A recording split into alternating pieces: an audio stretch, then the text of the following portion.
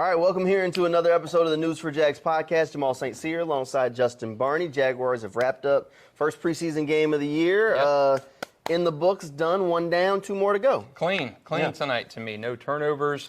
They looked thorough to me throughout the game on all sides of the ball. You didn't lose anything. Going from the first string, second to third, I thought it was very thorough. Very good performance for Trevor and company. Yeah, you would have liked to have seen Trevor throw the ball away or something on that fourth down sack, his second series he was in, but that's nitpicking. I thought a very good all-around game from Jacksonville. Look, the first thing that you need to know is the Jaguars made it out healthy. Yes. So that is always the most important thing for preseason. They made it out healthy, and then you saw some of your young players kind of flash. You were happy that Trevor Lawrence had the touchdown pass to Travis Etienne. Good way for them to kind of wrap things up. But overall, these preseason games aren't about them. You want to see them operate clean and don't want to see the mistakes, but it's not about those guys. It's about finding those depth pieces, finding those guys that are ready to step up into bigger contributor roles. And I think we saw some of those kind of flickers or flashes from those guys that the Jaguars needed to see it from. We wanted to see Devin Duvernay. We wanted to see Brian Thomas Jr. Those guys early on in the game, we saw flashes from them. But to me, this is about getting those depth pieces, getting those Joshua Cephas's, Seth Williams, Caleb Johnsons, those guys involved, getting them reps. Who is going to make this final 53? And I thought tonight's game was an excellent performance by a lot of the depth pieces on the team. You did not, Doug Peterson mentioned it in his press conference afterwards, we did not lose a lot going from team to team to team, first, second, third team. And I thought it was a great showing from the young players, the rookies. Cam Little specifically on special teams, fantastic. Second-year guy Parker Washington on special teams, a great 73-yard kickoff return to get the offense in position. So the rookies, the young guys, I thought we saw a lot.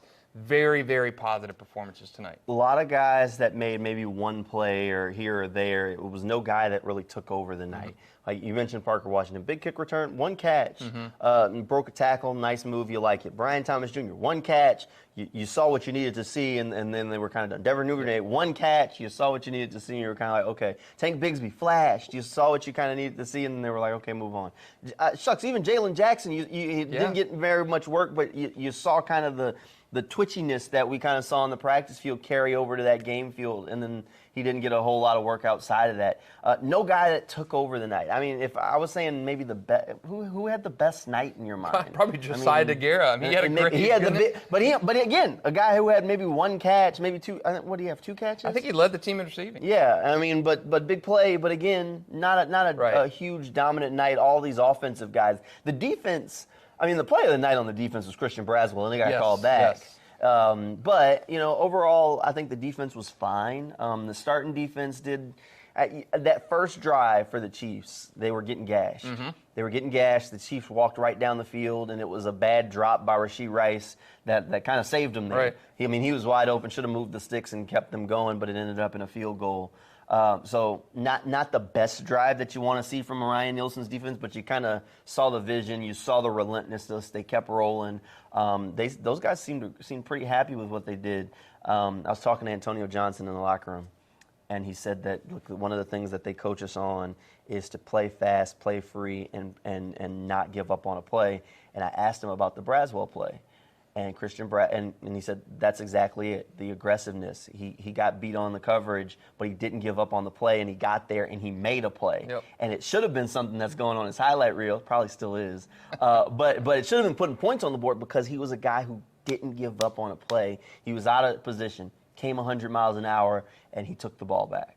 And it's that kind of thing that Ryan Nielsen's coaching them to do, and it's those sorts of things that you want to see from this defense show up, even more than maybe the first defense going out there and getting a stop against, the Chiefs guys. That's not as important as, I guess, those intangibles and those little things that the coaching staff's trying to put into place. Yeah, I thought the defensive line played well. Robertson-Harris had a sack. I can't even remember the other guys. I can't even pronounce his name. A sack and a half for him. So guys, Miles Cole, the seventh-round freak. Solid night. He had a half a sack. So there were guys making plays all over the field. And it kind of reminded me, you're talking about guys not having more than a catch or play here or there. It seems like guys got a nibble of something. Yes. And then they said, okay, we're gonna take that food and sprint it to somebody else. And it seemed like that. It was a nibble here, nibble there, piece here, piece there, and they transferred it to somebody else to see what they could do. So I thought it was very conservative, almost schematically. It seemed like they wanted to see guys get a throw. I mean, Brian Thomas Jr. had 2 targets. He caught one. One was an uncatchable ball. Yes. Really, that play he caught that 41-yard reception on probably should have been a pass interference call. Had Josh Williams draped all over him. So it seems like guys, bits and pieces here and there.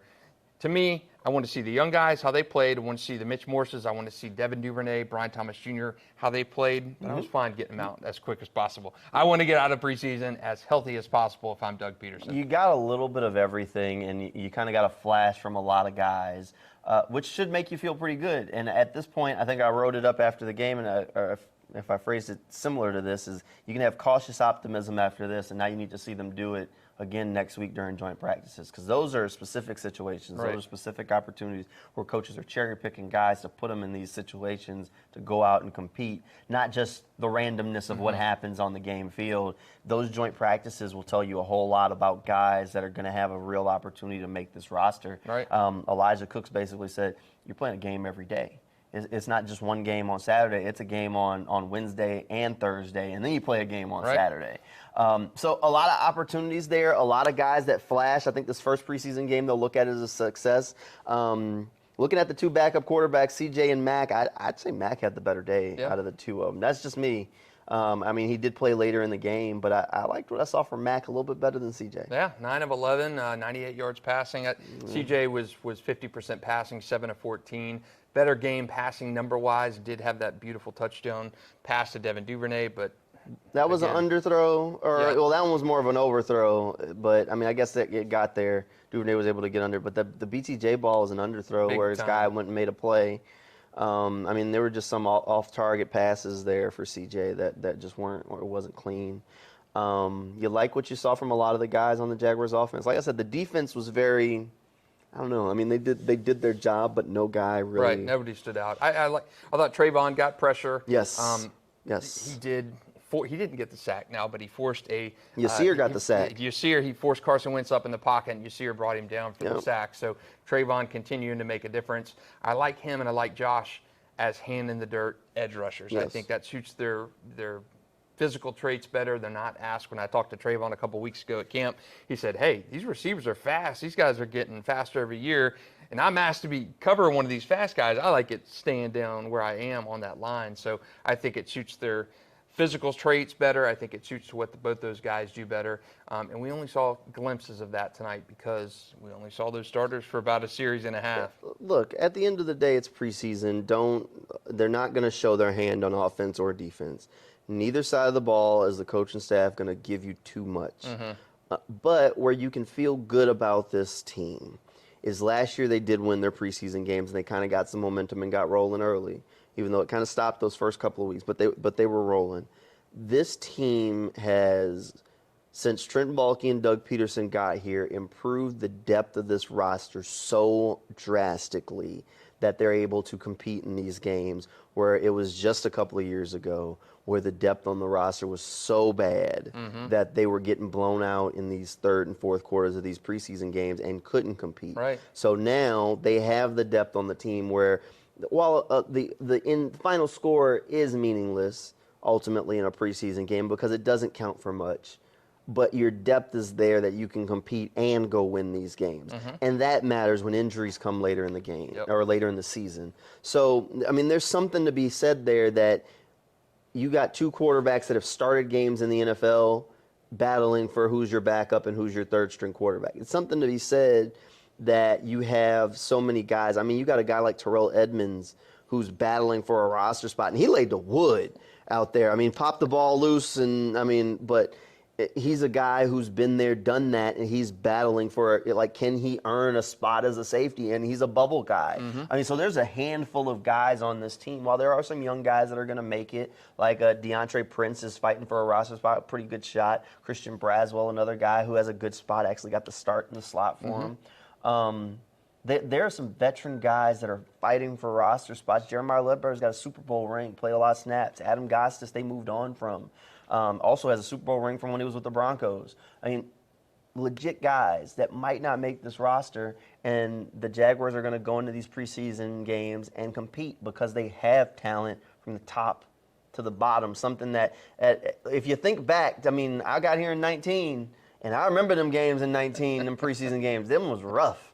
I mean, what was the guy's name? Alex something. There was a quarterback. I mean, he never played. I mean, he was a preseason legend, but never really played a meaningful snap in the NFL. Nathan Rourke, on the other hand, the Jaguars try and hide him on the practice squad, and teams are snatching him up. Alex Magoo? Alex Magoo, that's his name. There it is. You know, look, digging back in the crates. That's right. But he surfaced in like the USFL or something. But so. you look at guys, you talk about the depth of the roster. You know, Trevor's first season, his number 2 receiver, and who that was?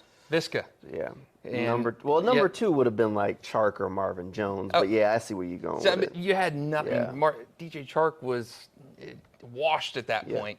Laviska has been a vagabond in the NFL, just bouncing from team to team. Marvin Jones, he was a great singer, a great singing voice, but was he truly a number 1 receiver? No, he wasn't. So Trevor was playing with retreads and cast-off and bad draft picks his first year in the NFL. Now this year, you got guys like Parker Washington stepping up. He's probably no better than a 5th receiver, but there's competition. I mean, Elijah Cooks is a competitor. Tim Jones, competitor. You're talking 5, 6, 7, 8 receivers now, but the guys above him, I mean, the depth on this team, you touched on this in your story online, but there's so much more depth on this team, and you see it in a game like this where you don't have that noticeable drop-off. I mean, Mac Jones was a first-round pick 4 years ago with Trevor. CJ started and won a game in the NFL. So I think Jacksonville is set up better, although I'm not going to give Terrell Edmonds credit because he's wearing 45, and I'm used to Caleb Chase on being 45. So Terrell Edmonds, whether he's being that stick or not, and he laid the wood tonight, it's going to take it. It rubs me the wrong way when I see 45 on the field moving because I still correlate that number with Caleb on. Still thinking Chase on. Yeah, but it's so much better to see the team now where they're at in this process. Trent has done a good job. Give him. I know he's been maligned by fans of Jacksonville, but he's done a good job making this team. The depth is much better on this roster. There's a lot of guys, and a lot of them that won't make it. I mean, like Tim Jones has been with the Jaguars because of his special teams ability. Is he going to be back? Parker Washington's a 6th-round pick. He was a 6th-round pick a year ago, and there's hype around this guy for the talent where Trevor Lawrence is pushing him, the wide receiver coaches. Most 6th-round picks aren't being talked up like that. So he makes me nervous, though. He makes me nervous every time I see him catch a ball or get hit. He fumbled twice tonight, basically. He did not lose them because it came right after the play or fumbled out of bounds. But he scares me when he's got the ball in his hand because he's just that, I don't know, it scares me. He's got that potential, though. I like Parker Washington. He was one of the first guys we talked to his rookie season. I think he may have been the first guy we talked to rookie minicamp last year after the draft. Something like that. We did talk to him. He or Tank were one of the first ones we talked to last year at minicamp. I mean, but overall, look, there's a lot to be excited about around this roster. We'll get a better look at it when joint practices start in just a couple of days. That's exciting. Joint practices, they don't come here often. No. There's 2 days of them back-to-back with the Bucs. So I don't know if those practices are sold out yet, but if they're not, they should be. I think they're both sold out. I think good. I think they're the only one left this week. I think was maybe even tomorrow, the Monday practice. Okay. I think everything else has been booked. Good, so they should be. I think just one more open practice for fans. Oh well, look. You better get it while it's there. The excitement around this team is something serious. I think this offense can get to where fans want it to be. We still need to see a little bit more. And really the flag it starts and ends on what the offensive line is. Yes. And we won't know that. Maybe in joint practices you start getting a glimpse where they're competing against another front, and the Buccaneers have a talented defensive front. And they're still not healthy either. No. They're still not healthy either. The question is how many of those guys will roll out this week? Will Ezra Cleveland roll out? Will Anton roll out? And if all of a sudden Wednesday, Thursday we're like, Jaguars offensive line is dominating this Tampa Bay front, the attitude changes. At that point, there's something to be said that, okay, this is serious, that they just needed to be healthy. They're ready to go. Because the Bucs have a good front. Yeah, they do. They have a really good defensive line. So if the Jaguars' offensive line can have a good couple of days against them, that will mean something. That's not like flash in the pan. That is, if they dominate in short yardage situations, if they can run the ball, if they can give Trevor time in these joint practices, there's something to be taken from it. My guy tonight. So if you're handing out, let's go your top 2 guys from tonight's game tonight. Offensive and defense, you could or just do 2? You could do 2. I mean, okay. 2. Offense, defense, defense. Who are your game balls going out to? One's going to Devin Duvernay. Okay. Flat out. I mean, that catch, that play, fantastic. He's been a better receiver than maybe I expected him to be coming in. I don't know why the Ravens weren't using him more. I can't figure that out. But that just seems like mismanagement. He is a fantastic deep threat guy who I expect to see this season catching some meaningful passes, more than just a kickoff returner. The other game ball that I'm giving it to Braswell. I don't give a damn what the ref said. That is an effort play. That is relentless effort. That is a grown man play. All right. He told me to a man after a training camp practice when I talked to him this week. He said, I'm going to make a play, and I'm going to make it during the game on Saturday night. And I asked him about it in the locker room. He said, I'm a man of my word. I told you I was going to go do it, and I went and did something. I like it. And that's what he did. He got his opportunity. He ripped it out, and he went the other way. He said he needed a second to catch his breath because he was too tired because he was hauling down the field. So I'd give it to Braswell. I don't care what the ref said. Okay, I'm going to go with... and he caught kicks. He said he caught kicks. Yeah. He's doing anything to make this roster, so I'm giving it to Braswell. Okay, I'm going to switch it up. I'm going to go Tank Bigsby. Okay. He did not get a lot of action. I think 3 carries, but he averaged 9 yards a rush. Yes. And Tank just looked physical. He looked strong. He looked angry. He held on to the ball. He looked like a tank. He did. He looked like the guy we expected to see last year. Tank is my guy. Again, incremental size, your bite-sized portions of things. I'm going to say Tank Bigsby was my number 1 guy. And, man, my second guy, I'm having issues with. I like Parker Washington. I like Trevor throwing the ball well. I'll go with Parker. I'm going to go with the 2 second-year guys. Trying to think defensively who I could go with, but I mean, you got Braswell. To me, defense was just so spread apart. Yes. So I'm going to go Parker and Tank, both second-year guys, both huge contributions tonight. Parker scares me a little bit, but I am buying into the hype, cautiously optimistic on both those guys because both of them talked about learning from last season. We talked to Tank even recently, and he has a lot to prove and a chip on his shoulder, but I like the way those 2 guys started. All right, well, there it is, handing out the game balls. We'll have plenty of coverage from the Jaguars joint practices and practice this week over on News4JAGs.com. We also got more stuff from the game wrap-up that you can check out over there right now. Thanks for hanging out with us, and we'll see you next time.